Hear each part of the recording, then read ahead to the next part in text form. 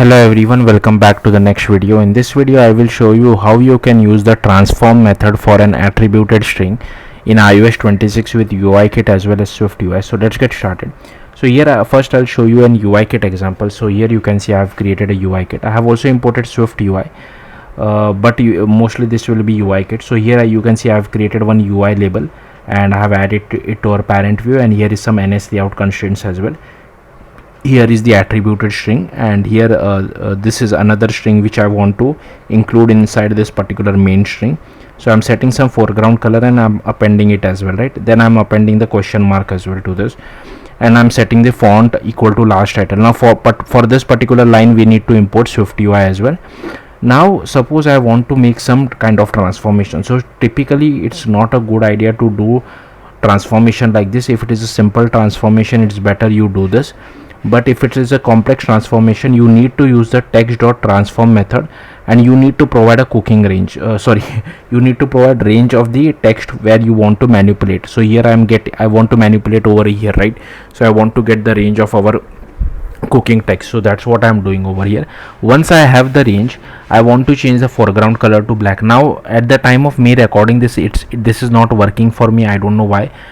I'm using iOS 26. Maybe this is a bug and it might get fixed in 26.1.0, or this could be a simulator bug as well. I have not tried this on a real device because I don't have a real device.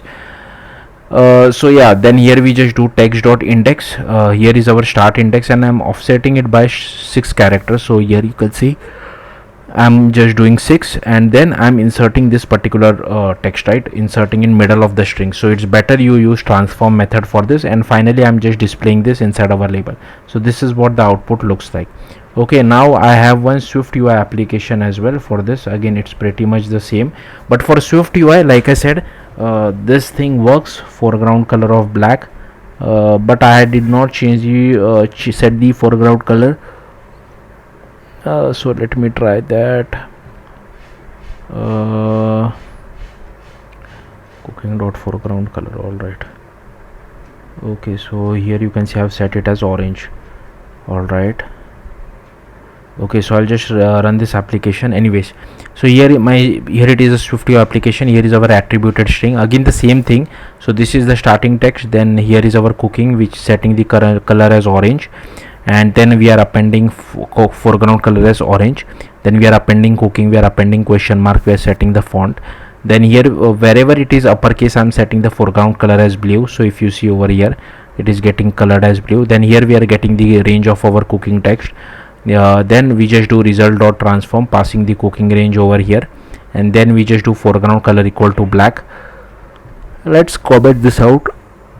Let's see if it remains orange or not. And then here is our insertion point. There we do text.start index, offset by characters of 6. Then we do text.character.insert, contents of chief at insertion point. So here you can see foreground color does change, but it is changing only for the cooking text. Okay, because we are setting cooking. Okay, because we are setting this as orange, right? So it did work. So this foreground color thing did work in SwiftUI. I don't know why it did not work for UIKit. Anyways, and here we are just inserting chef, and finally we are just setting the attributed string to our text component. Yeah, that's all there is to it. If you have any questions, do let me know in the comments. Thank you for watching.